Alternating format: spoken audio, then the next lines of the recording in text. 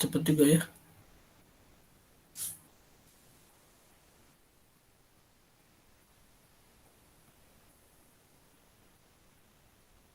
Oke. Jadi pengantar fisika pada material itu melihat properti ya, melihat properti dari atau sifat lah, sifat dari materialnya berkaitan dengan satuan-satuan fisik, misalnya adalah berapa panjangnya, kemudian berapa suhunya, kemudian juga apakah dia memiliki sifat-sifat kuantum dan yang lain-lain. Maka kita lihat secara fisiknya, walaupun sebenarnya reaksi-reaksi kimia juga dia berkaitan dengan peristiwa-peristiwa fisik gitu ya. Kemudian juga bagaimana sebuah lem bisa menempel, misalnya itu kan berkaitan dengan bagaimana ikatan-ikatan kimia ya secara van der Waals itu berperilaku gitu ya. Tapi hasilnya adalah bagaimana gaya atau force yang dimiliki lem tersebut dalam satuan fisik gitu. Jadi cara melihatnya seperti itu. Nah, jadi tujuan dari belajar material science atau ilmu material ini atau fisika material lah secara umum adalah memahami behavior, perilaku dari material. Ya, jadi kita akan memahami perilaku dari material, walaupun benar bukan secara biologi ya. Perilaku ini lebih kepada karakteristik material, ya mencakup properti dari struktur, hubungan antara properti, ya maaf, hubungan antara atau korelasi antara struktur dengan sifat, ya apakah misalnya kristal, kemudian polimer, dia kan memiliki struktur yang berbeda. Kalau ini adalah padatan, kristal padat, polimer ini adalah dia kadang liquid gitu ya, solid liquid, liquid atau solid, itu ya.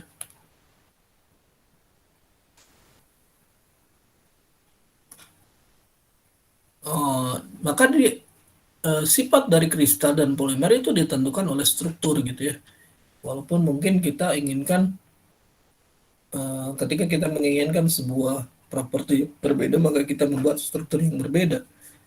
Kan misalnya pada aplikasi-aplikasi solar cell, struktur yang berbeda menghasilkan efisiensi yang berbeda gitu. Jadi nanti kita akan membuat korelasi antara struktur, properti gitu ya. Ya, itu untuk dalam bentuk aplikasinya. Walaupun nanti pada akhirnya itu sebenarnya ada segitiga ya. Itu ada struktur, ada properties atau sifat, ada proses pabrikasi atau proses sintesis ya, proses pembuatan ya. Jadi segitiga ini yang penting ya. Ketika kita membuat struktur menghasilkan properti yang bagus, jangan sampai proses pembuatannya susah. Jadi harus ada titik kesetimbangan antara ketiga ini. Jangan sampai propertiesnya bagus, strukturnya bagus, tapi prosesnya susah. Atau prosesnya mudah, strukturnya bagus, tapi propertiesnya jelek. Ya, prosesnya mudah gitu ya. Propertiesnya bagus, tapi strukturnya tidak dipahami. Jangan sampai juga seperti itu gitu ya. Walaupun pada akhirnya ini akan properties itu sifatnya akan ke aplikasi. Ke aplikasi berarti nanti ke bagian misalnya secara mass production atau misalnya dia menjadi untuk militer atau yang lainnya gitu. Ya, jadi segitiga inilah sangat penting dalam proses memahami material gitu ya. Jadi kita tidak hanya melihat dari sisi propertisnya, sifatnya bagus, tapi ternyata prosesnya mahal. Mungkin hanya NASA saja yang bisa menggunakan perangkat tersebut. Tetapi juga ya harus benar-benar sesuai dengan.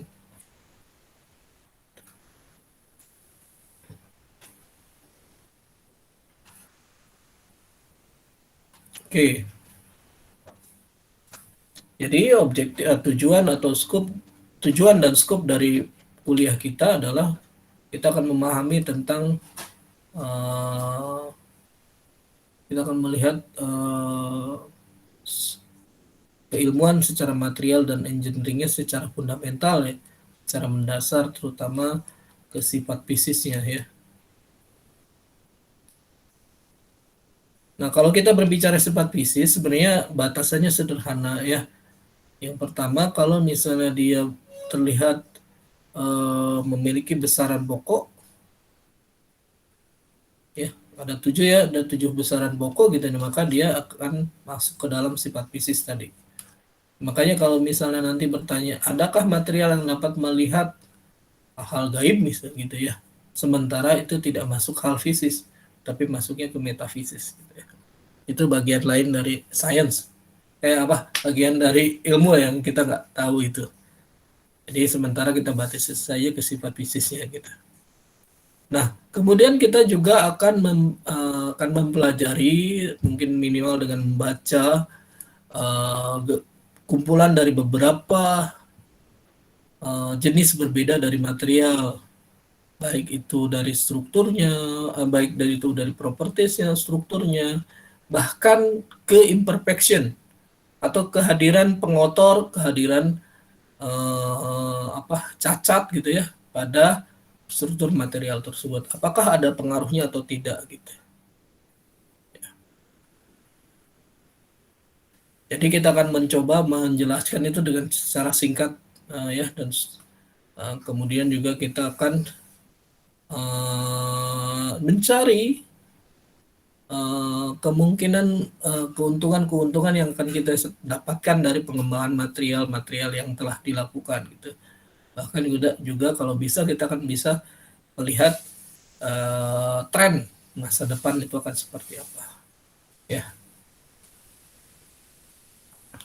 Nah, ketika kita melihat tren, ya, kalau kita melihat tren berarti kita sedang melihat perkembangan manusia, ya. Bagaimana saat ini, misalnya sekarang 2021, ya, ICT sedang merajai, kemudian diarahkan ke Internet of Things, ya, gitu ya. Nanti kita akan bisa lihat bahwa sekarang zamannya informasi gitu.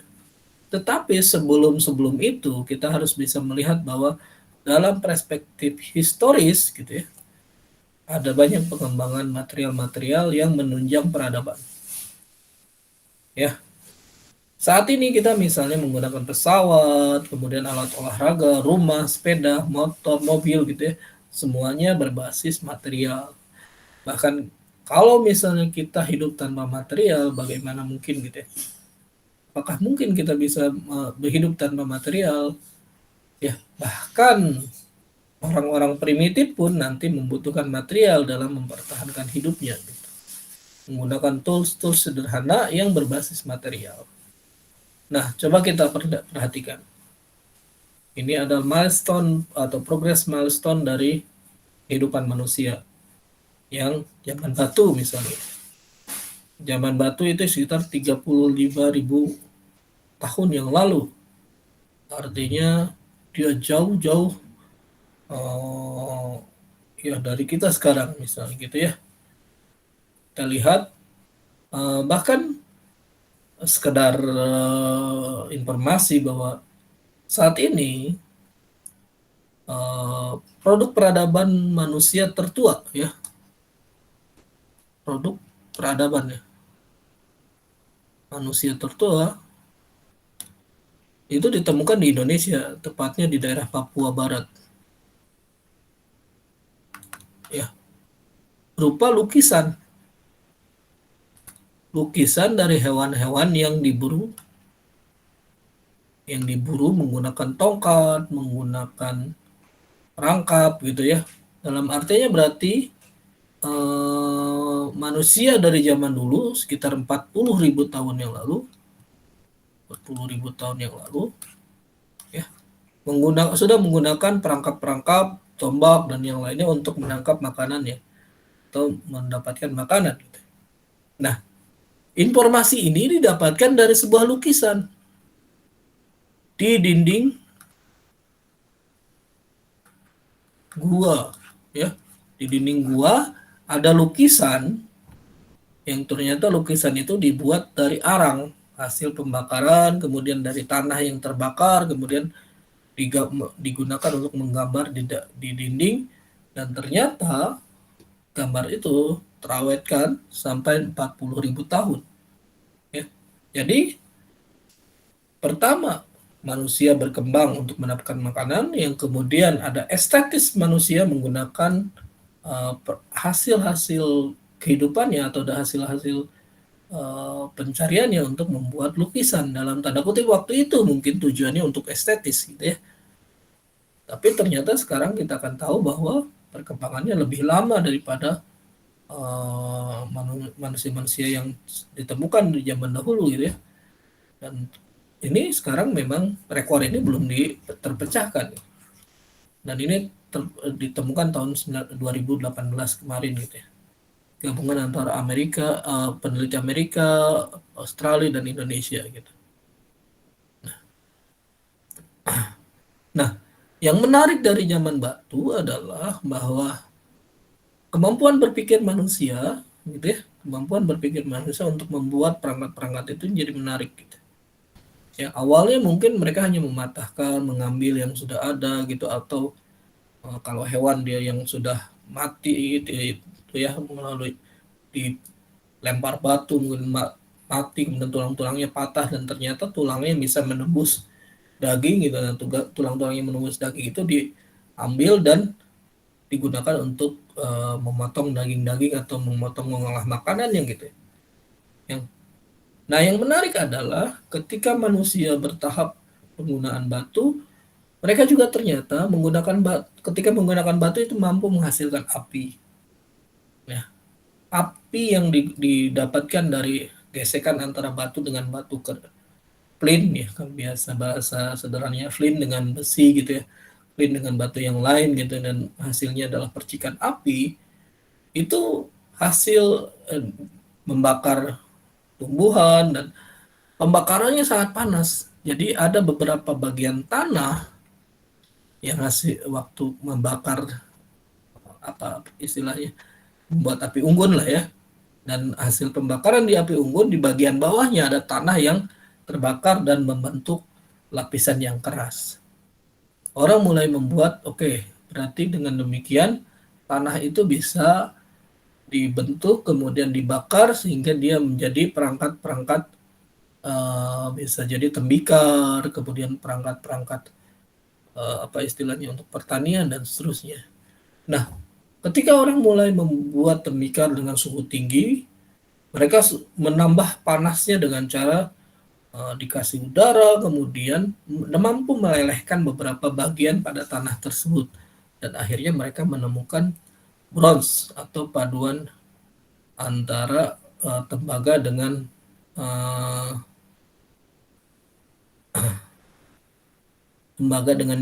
yang lainnya. Akhirnya tembaga dengan timah misalnya atau yang lainnya gitu, sehingga dia akan membentuk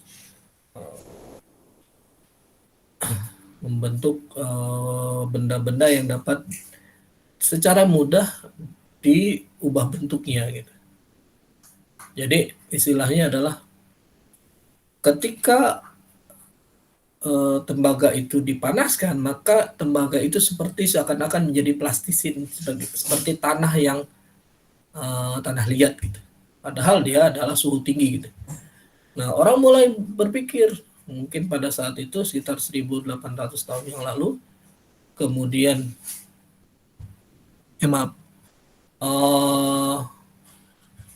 sekitar tahun 3000 sebelum Masehi gitu ya, 3000 sebelum Masehi, kita tahu kemudian suhu pembakaran dari api yang untuk memanaskan apa istilahnya, tembikar, kemudian tembaga gitu, kemudian suhunya dinaikkan lagi, maka mereka ternyata menghasilkan besi. Ya, sebenarnya awalnya mereka mengamati beberapa logam-logam itu tidak seperti apa ya istilahnya, seperti tembaga berwarna hitam, kemudian magnetik gitu ya. Dan dia biasanya terdiri dari paduan gitu. Dan ternyata ketika selidiki kalau kita sekarang menyelidiki ya, kita akan tahu ternyata benda-benda berwarna hitam, kemudian di logam keras itu adalah besi-besi yang turun dari langit yang dibawa oleh asteroid, oleh komet gitu ya.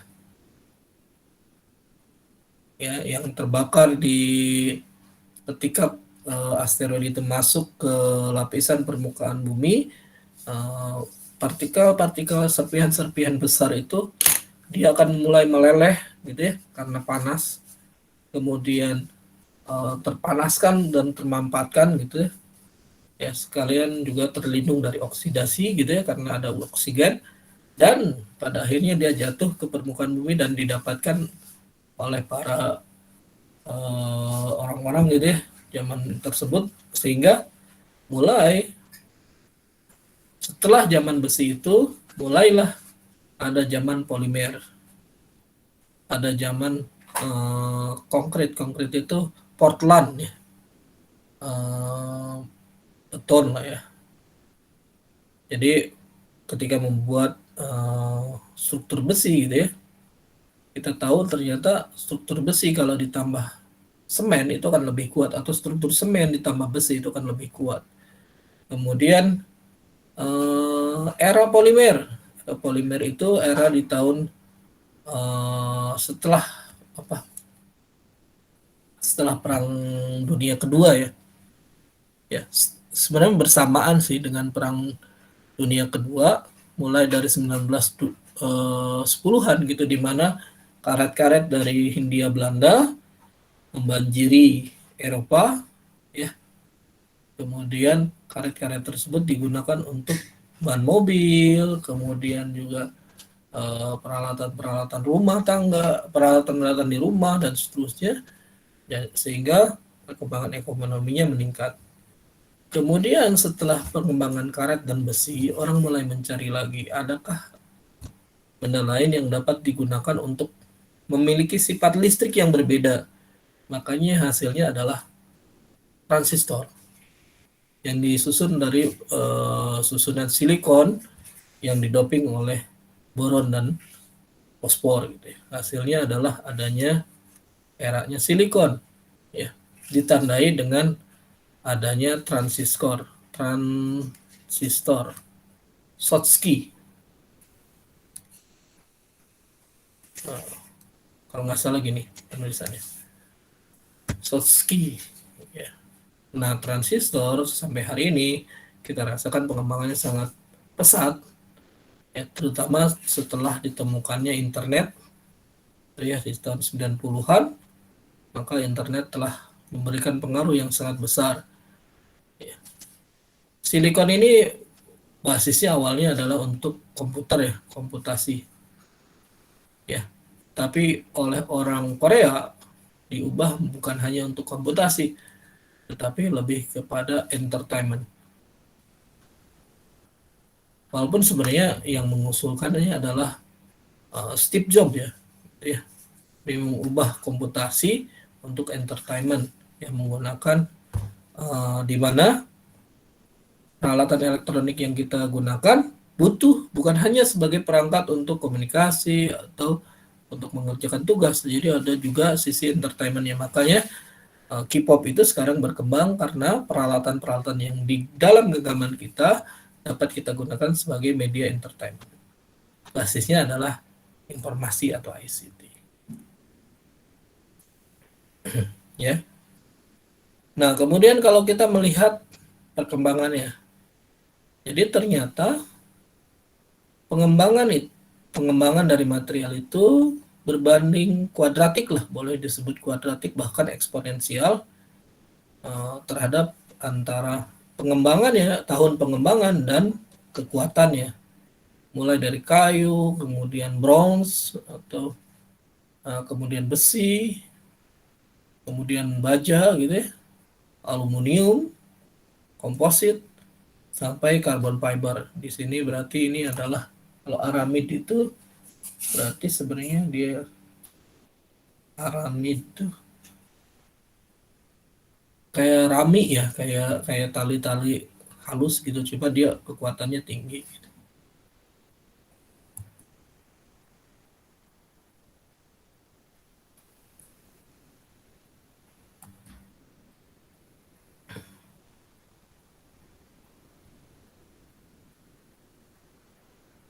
Oh ya.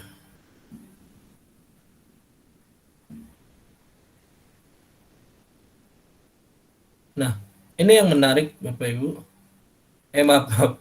Ya, ini yang menarik bahwa eh, tahun 1886, jadi ada namanya bauksit. Bauksit ini adalah bahan dari aluminium, yaitu alumina sebenarnya. Dia terdiri dari pasir silika dan Al2O3. Ya, bauksit itu campuran dan setiap tempat berbeda komposisi dan hasilnya sebenarnya bauksitnya berbeda-beda gitu. Yang bauksit terbaik di dunia saat ini ada dari Kalimantan dan dari Sumatera gitu ya.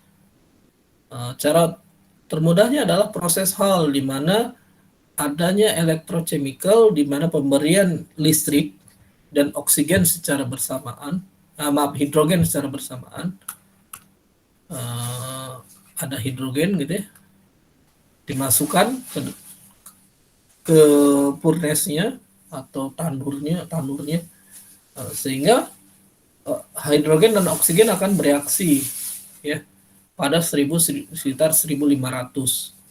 Cuma yang menarik adalah ada aditif tambahan ya, aditif tambahan gitu ya.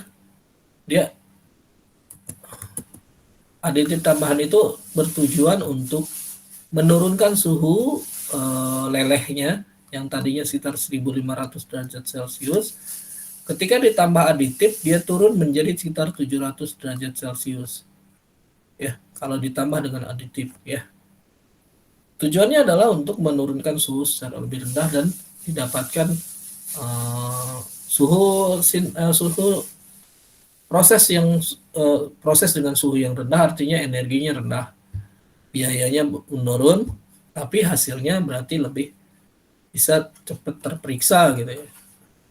Kemudian dengan perkembangan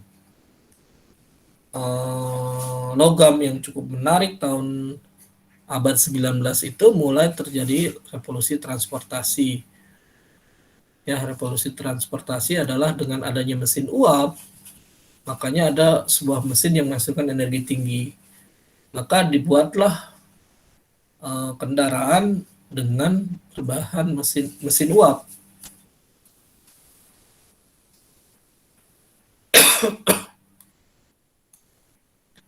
Ya, mesin uap.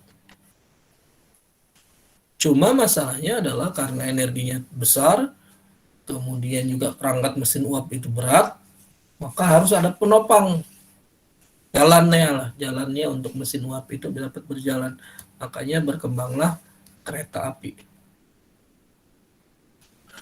Ya, jangan kaget bahwa kereta api di Indonesia itu adalah jalur kereta api tertua di Asia sebenarnya. Lebih tua dibandingkan Jepang. Ya, tahun 1920-an gitu ya.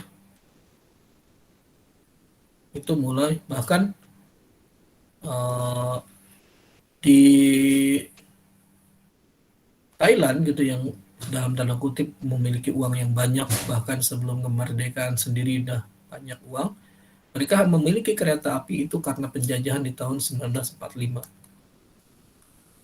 ya. Kereta api Indonesia di 1920-an gitu ya, cuma sebenarnya ada tram ya, tram itu kendaraan listrik yang mirip dengan kereta api cuma satu gerbong, itu lebih tua lagi, adanya di Jakarta, di Batavia dan di Surakarta, di Solo gitu ya. Kemudian perkembangan selanjutnya tahun ini pembuatan nilon tahun 1939 gitu ya. Ini mengintroduksi atau istilahnya adalah membuat revolusi bahwa plastik dapat dibuat menjadi apa saja dan bahkan dapat diubah bentuk menjadi bentuk yang diinginkan gitu ya dengan pembuatan moldingnya. Gitu. Oke. Nah, tahun 1940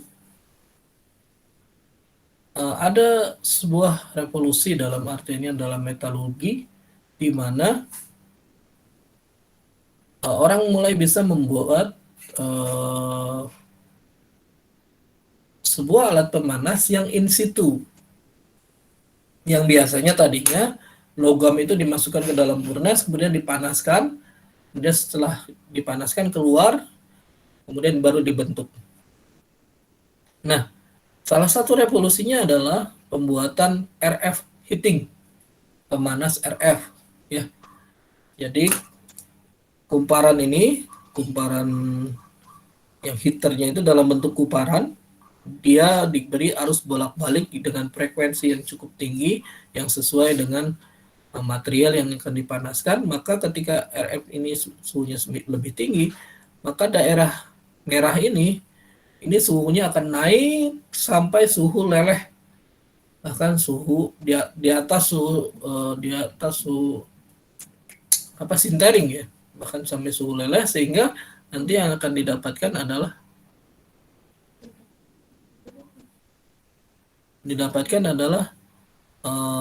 solid yang murni dibandingkan masukannya yang tadinya masih dalam bentuk paduan gitu. Nah, setelah 1940 itu ditemukan RF heating ini, maka cara untuk membuat SI yang murni itu lebih mudah dengan menggunakan pemanas RF. Jadi tadinya dia adalah polikristalin, ya, dipanaskan maka dia akan meleleh, hasilnya adalah monokristalin.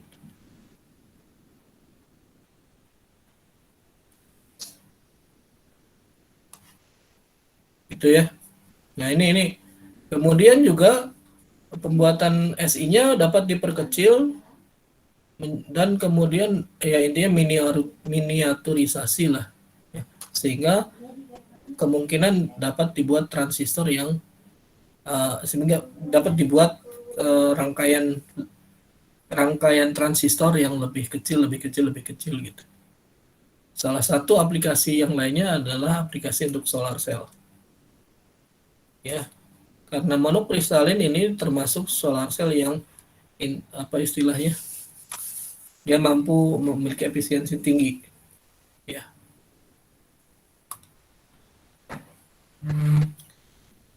Nah, tahun 1980-an kemudian ditemukanlah temperatur atau superkonduktor berbasis keramik pada suhu yang tinggi ya. Maksudnya suhu tinggi ini adalah kita menginginkan superkonduktor yang dapat bekerja pada suhu ruang lah ya.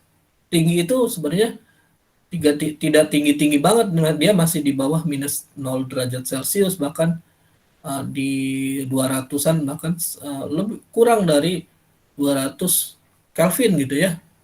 Sehingga diperlukanlah pengembangan superkonduktor dengan suhu yang makin tinggi. High temperatur itu makin tinggi mendekati suhu ruang sebenarnya. Ya. Tujuannya apa? Superkonduktor ini kita harapkan mampu menghantarkan listrik tanpa hambatan. Jadi ibaratnya kalau misalnya kita punya kabel superkonduktor, kita alirkan satu elektron di sini, maka dia akan keluar satu elektron lagi, bahkan dengan kecepatan yang hampir mendekati kecepatan cahaya. Ya, gitu. Sambil juga pada fase ini dikembangkanlah medan MRI mesin ya, atau mesin MRI. Dia sebenarnya adalah sebuah perangkat yang dapat menghasilkan medan magnet ya, di mana medan magnet itu nanti diarahkan ke kepala atau ke bagian tertentu, sehingga dalam tanda kutip medan magnet itu akan berinteraksi dengan spin magnetik pada organ-organ tersebut, organ-organ tubuh uh,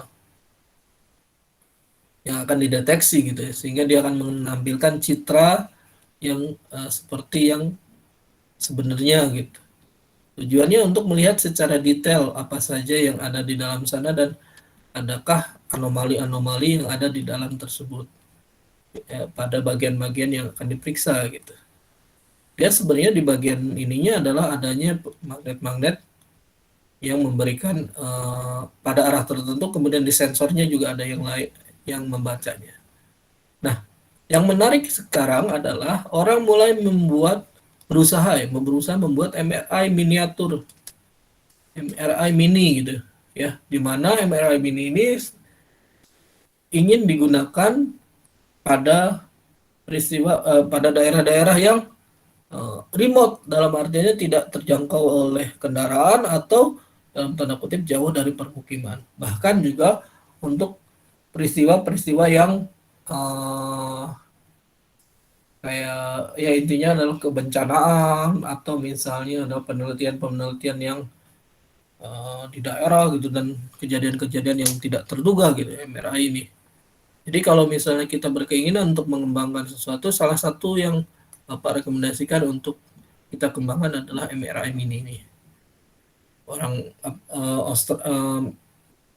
Jerman, Singapura, beberapa yang Bapak baca, bahkan Jepang, bahkan ada beberapa MRI digunakan mungkin untuk sementara sebagai MRI untuk menganalisis buah apel, mangga atau yang lainnya, sehingga kita akan tahu adakah kerusakan-kerusakan pada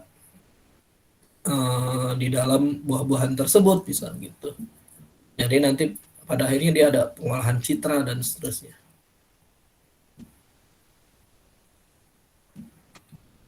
Oke, nah sebenarnya sekarang ada satu permasalahan lagi yang mungkin perlu sekarang ya yang sedang dihadapi.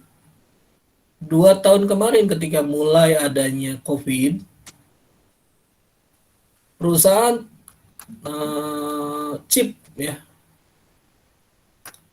untuk komputer, untuk smartphone, kemudian chip untuk apalagi untuk militer gitu ya.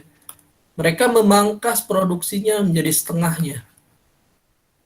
Jadi perusahaan pembuat chip memangkas produksinya hampir setengahnya.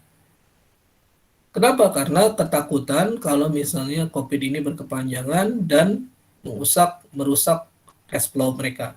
Ternyata yang terjadi adalah kebutuhan perangkat elektronik meningkat hampir 200-300%, tetapi proses pembuatan chip itu terganggu. Kenapa? Karena mereka sudah menurunkan tingkat produksinya. Walaupun sebenarnya bukan hanya itu, karena proses produksinya dipangkas setengahnya, banyak yang di PHK ya, terutama di Taiwan ya, terutama karena produksi setengahnya ya termasuk juga orang-orang yang ahli-ahli dalam pembuatan chip, walaupun mereka sudah berumur gitu ya, mungkin sudah 40-50 tahun gitu, tapi mereka ahli-ahli. Akhirnya mereka berdol desa di Cina. Walaupun mereka Cina dalam artinya belum ada perusahaan yang mampu membuat chip, karena perusahaan yang bisa membuat chip itu ada hanya beberapa negara, Jerman, Taiwan, gitu ya. Nah, bedol desa ke Cina. Cina belum punya perusahaannya, tapi sekarang sedang bangun untuk membuat perusahaan chip skala internasional mereka, ya. Ketika mereka terjadi peningkatan kebutuhan chip dan mereka akan naikkan lagi, nggak bisa karena sudah bukan hal yang mudah untuk merekrut orang-orang ahli yang ternyata mereka juga sudah pindah ke Cina. Jadi sebenarnya walaupun misalnya sekarang Samsung di Korea Selatan gitu, kemudian Huawei di Cina, kemudian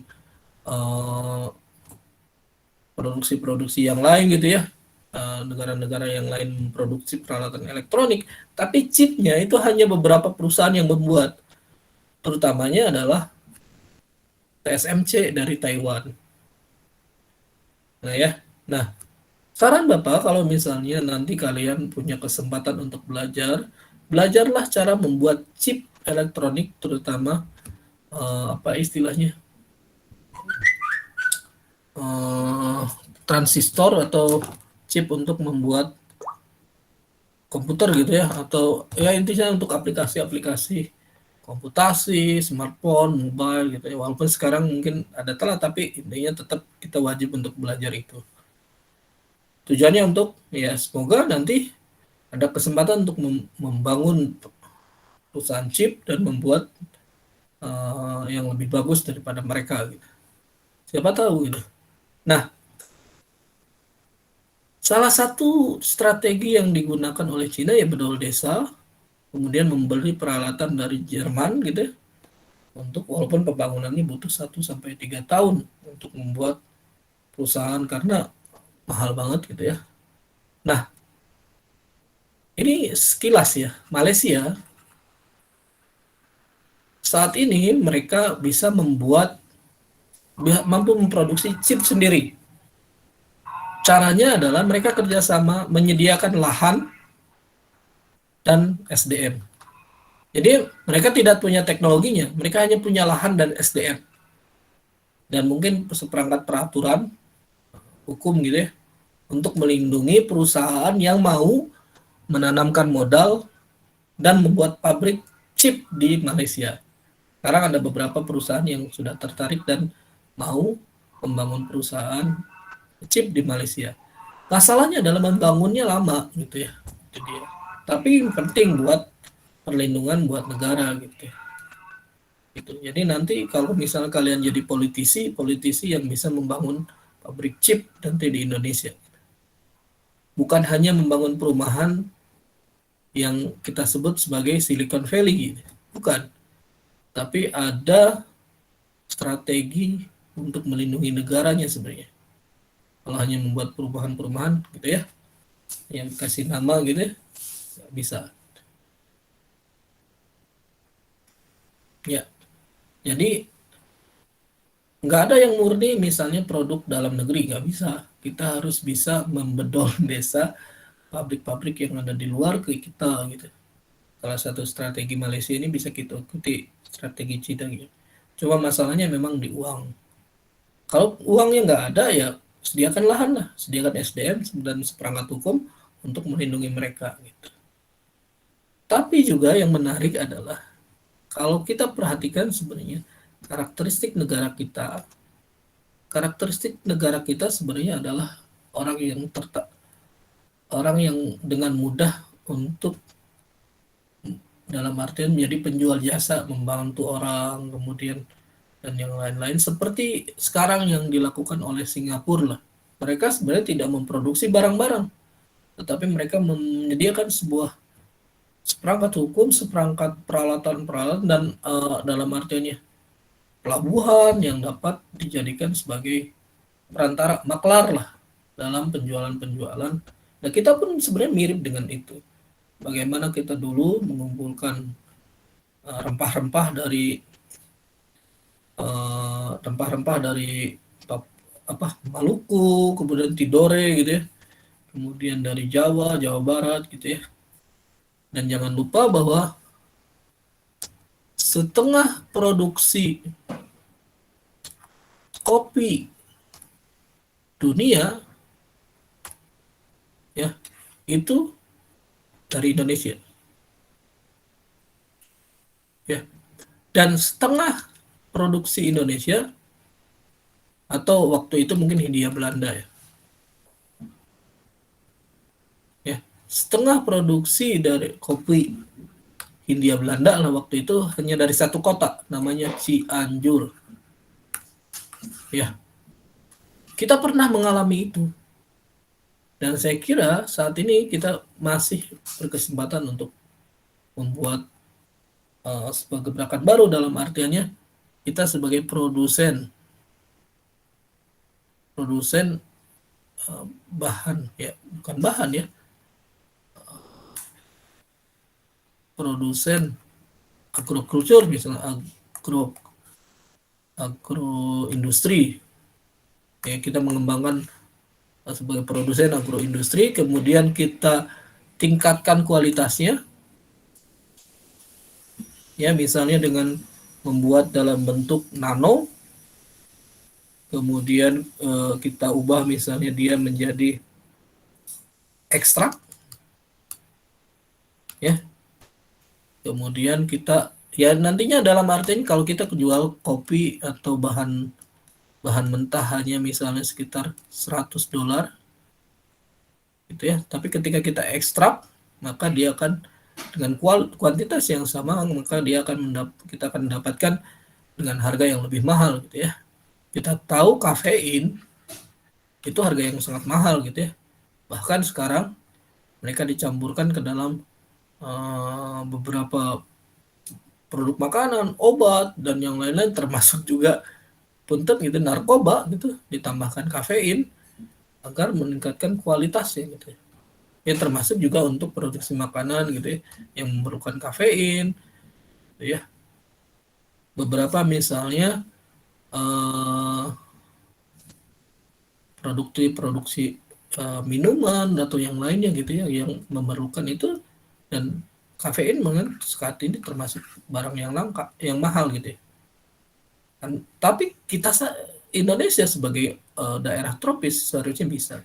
Nah ini pun masuk ke dalam kajian kita sebenarnya, ya, kajian dan melihat untuk kelebihan dari negara kita. Mungkin di saat ini kita belum bisa memproduksi chip, tapi kita bisa memberikan bahan-bahannya. Tapi jangan sampai bahan mentahnya. Kalau bisa bahan yang sudah diolah 1, 2, 3 proses dan kita jual misalnya, dapatkan dana, uangnya kita gunakan untuk mengembangkan proses ke-5, ke-6, dan ke-7 dan seterusnya. Termasuk juga misalnya dalam jamu-jamuan kita sudah sangat terkenal gitu, dan itu salah satu sebenarnya dari beberapa hal yang bisa kita kembangkan. Tuh. Termasuk itu sebenarnya kajian material ya. Kelihatannya tidak seperti material gitu ya. Tapi itu sebenarnya bagian dari kajian material. Karena material itu sebenarnya ada dua. Jadi ada padatan, dan ada nanti soft material lunak. Nanti masuknya adalah polimer, ada koloid, ya, ada surfaktan gitu ya. Kalau padatan kan misalnya kristal, poli, dan seterusnya ya, gitu ya. Sama. Nah, koloid, polimer, surfaktan gitu. Ini pun bagian dari kajian dari material yang jangan sampai kita lupakan gitu, bahwa kajian material juga ada beberapa yang bukan aplikasinya adalah buat elektronik, tapi bisa jadi untuk yang lainnya. Bahkan sebenarnya sekarang material lunak, misalnya polimer, itu sudah ada yang dikembangkan untuk menghantar listrik. Tujuannya adalah bagaimana bisa mengembangkan solar cell yang bisa ditekuk, bahkan layar lipat sekarang itu sebenarnya bagian dari material lunak gitu ya. Kajian-kajian polimer konduktif dan seterusnya ya. Termasuk juga polimer LED gitu ya, LED berbasis polimer dan seterusnya. Oke. Ada pertanyaan berkaitan kuliah hari ini?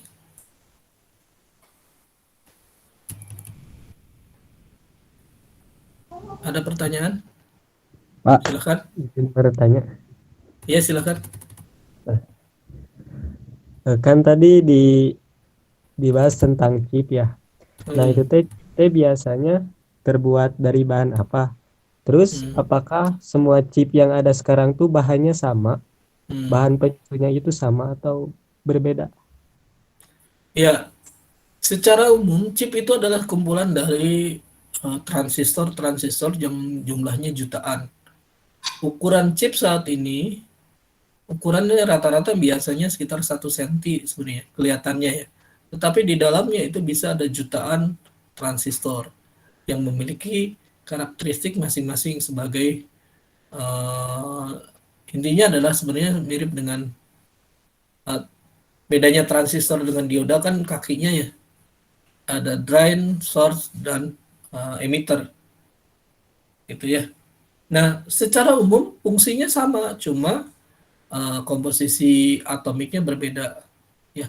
Walaupun sebenarnya ya nggak jauh dari silikon, germanium ya, dan pengotornya aluminium, kemudian uh, gallium, arsenide gitu ya, tellurium dan daerah-daerah uh, grup 3B, berarti 3 gini ya, 3B, 4B dan 5B. Ya, tahu kan urutan boron, aluminium, silikon dan terusnya ke bawah ya. Kemudian ada oksigen, ada yang lainnya gitu. Nah, oksigen, silikon, fosfor dan seterusnya. Nah, nggak jauh dari sana, ya. Cuma ya beda susunan lah. Jadi kalau misalnya ada namanya sandwich, sandwich itu susunan dari lapisan-lapisan material bahan A, bahan B gitu ya, membentuk sandwich. Nah, susunannya berbeda, ketebalannya berbeda, dan pengotornya berbeda. Tapi sebenarnya ya jenisnya itu juga gitu. Berapa persen, berapa ketebalannya, bahannya apa gitu. Nah, itulah yang membuat chip itu berbeda masing-masing gitu ya. Ada yang digunakan untuk militer, berarti ada kalau di militer berarti dia harus kuat terhadap adanya EMP,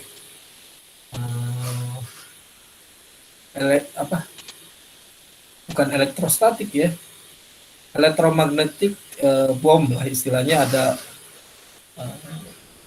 ada ledakan yang secara elektromagnetik yang bisa mengubah chip-chip jadi rusak gitu. Nah, kalau militer harus kuat seperti itu.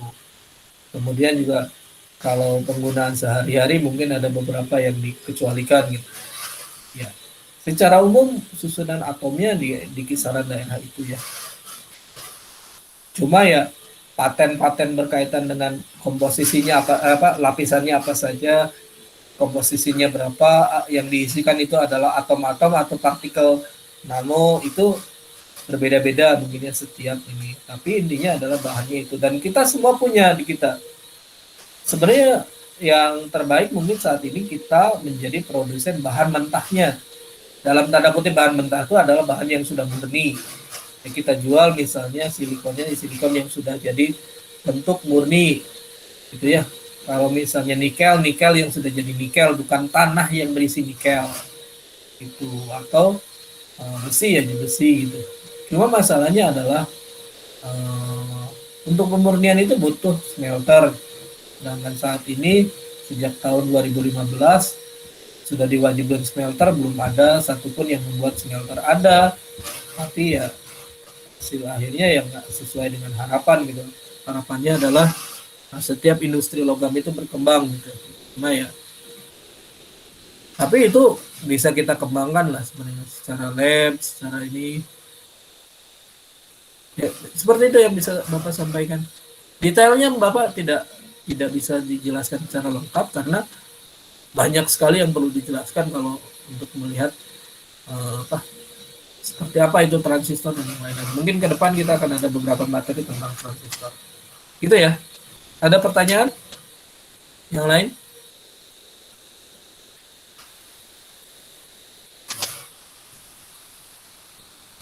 Oke, kalau nggak ada pertanyaan, ya ada tugas ya. Oke, ada tugas.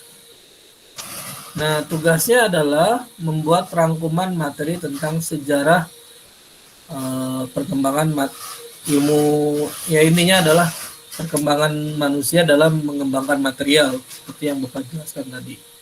Ya, membuat makalah minimal 4 lembar ya, dari buku atau yang lainnya ya, bukan hanya dari presentasi Bapak. Nanti kumpulkan di Drive gitu ya, dan kirimkan ke grup WA. Oke, ada pertanyaan lagi atau tugasnya cukup jelas ya, membuat rangkuman tentang pengembangan material yang telah dilakukan selama ini.